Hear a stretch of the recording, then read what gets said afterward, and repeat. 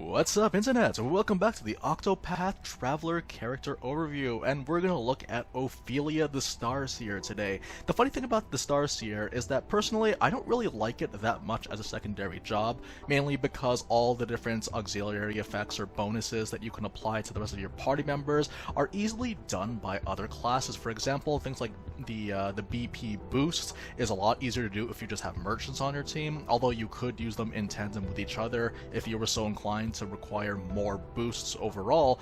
But that being said, the Starseer can be very useful, and while I don't really like the class in and of itself, the support skills, in my opinion, are the best in the entire game.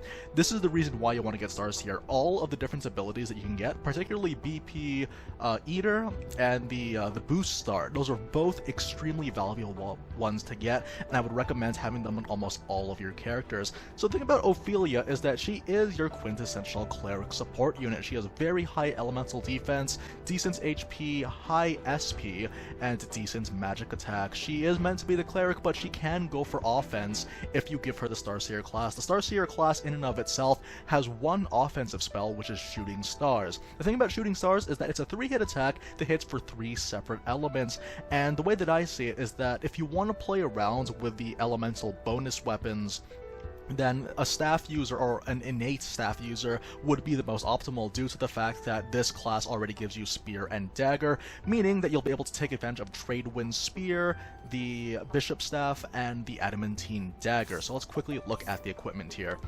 So first off is going to be the Tradewind Spear. You can get this from Ali in in the Sunshades area. You just have to beat Tress's story first, and then you can get this. Increases your wind damage. Next up is the Adamantine Dagger. You need to beat Hannet's and Primrose's Chapter 4s before you can access this. You need to go to Still Snow, use the Allure or Guide ability to take the character Ariana over to Stoneguard to talk to Natalia.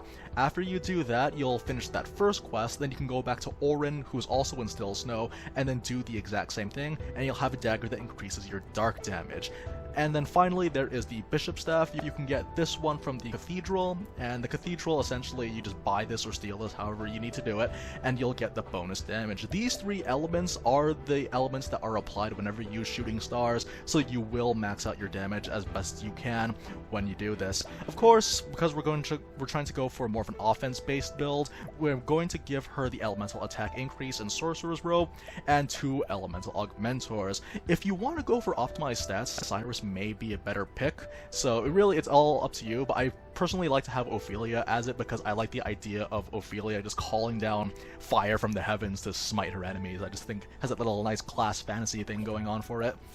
Now, going over at the support skills, this is pretty much what you'd come to expect from a spellcaster that wants to do high damage. I've given her Surpassing Power, again, just to raise up that damage cap. Boost Starts, it's just very useful to have as much boost as you can, and it works essentially well with BP Eater. Like I said, the Starseer class in and of itself, I don't like too much personally, but you cannot deny the power of the support skills that it gives you, and that's exactly what I've done here. I've also given her Elemental Aid. I was thinking of giving her Elemental Edge instead with the Runeblade skill, but if you have a dancer already in your team, then you can just do that to make up for the lack of Elemental Edge. And while we do consume more SP, Ophilia has the highest base SP stats out of all the characters, so she doesn't mind this too much. Not to mention that if you have Thief support, or Jams, or Apothecary support to make sure you can use Doter's Charity on your entire party, you won't have to worry about mana management nearly as much, and that's exactly what I'm trying to aim for here. So, going over at the party before we just kind of continue things any further, the party in question is going to be Primrose as a Dancer Scholar. I really like to have Primrose as a Scholar because it helps you hit weaknesses much more reliably, and she's quite quick, meaning that there's a good chance that you're going to do the dance before Ophilia can do a turn, so you don't have to miss out on that extra damage.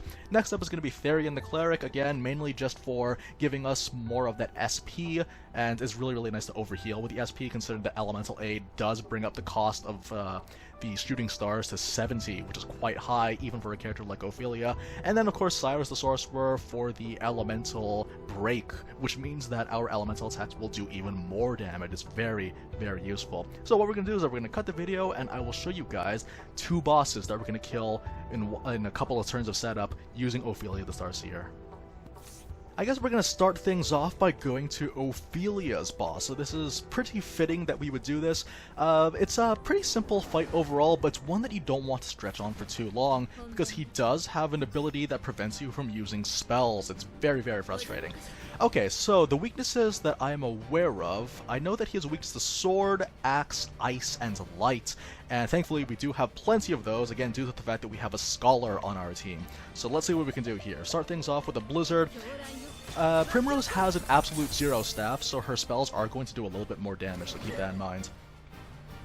Now, I have BP boost on Therian, meaning on the very next turn we'll have the Aelfric's Auspices, so ideally we will have, let's see, Cyrus do the Elemental Break right before this turn is up, so we should be able to beat this guy in one turn.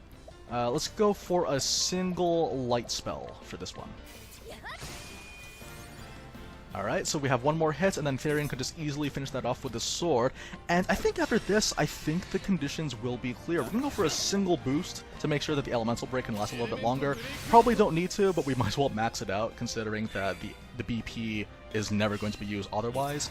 Go for that full boost, Aelfric's Auspices, over to Ophilia.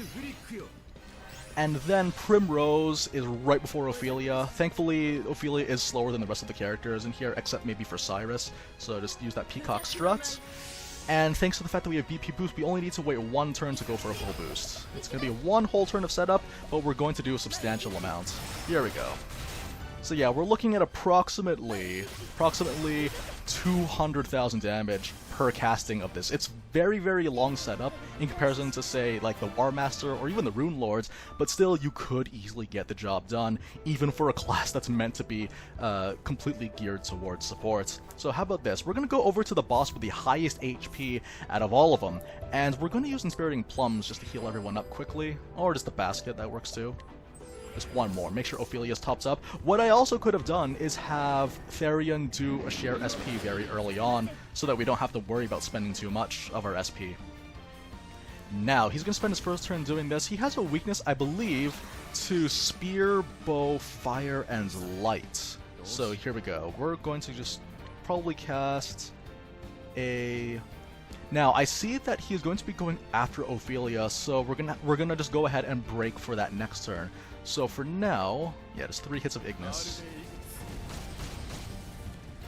And I could actually spend this turn to give more SP to... Yeah, I'm going to spend this turn giving more SP.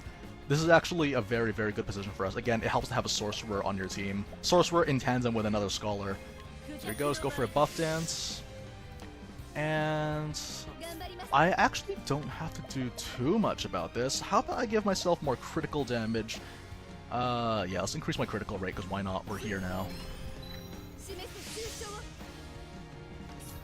Okay, and then share SP to make sure that we're topped up. Okay, so now for this turn, I'm going to use the Aelfric's Auspices. Actually, I didn't even need to do that critical boost because it's going to run out for this very next turn. And, let's see, let's use the Scholar skill, Firestorm. And I do know that he has a weakness to Spear, but instead I'm going to use Magic because I know Magic does not miss. It's a lot better to do this. Okay, and then Cyrus is just going to go ahead and then follow things up with the Elemental Break, and it'll be time for Ophilia just to finish things off. This boss has the highest HP out of all the enemies in the gauntlet, of course excluding the final boss himself, who has like 500,000. It's crazy how much he has.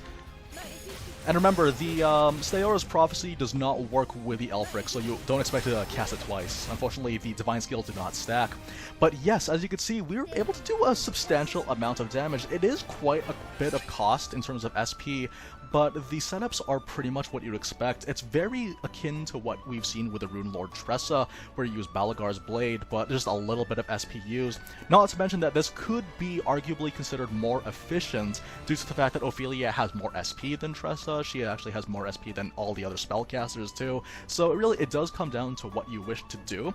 She does an absurd amount of damage, and if you want, you could also run her more as support. You can give her the Hunter's Patience skill to make sure that you, right before the next turn begins, you can apply a BP boost to someone else, so that on the very next turn they'll heal 2 BP instead of just the 1. But yeah, that pretty much about does it for showing off Starseer Ophilia. It's a very, very interesting way of looking at things, and again, it's very, like, the players are rewarded for kind of exploring around and then doing these side quests so that you can get these weapons to buff up that damage even further. So hopefully you guys enjoyed this one, and we're going to be looking at some more builds in the near future for the other characters, including the ones that I've already shown in my go-to builds video, so I hope you guys look forward to that. Until then, I will see you guys next time. Take care, everyone.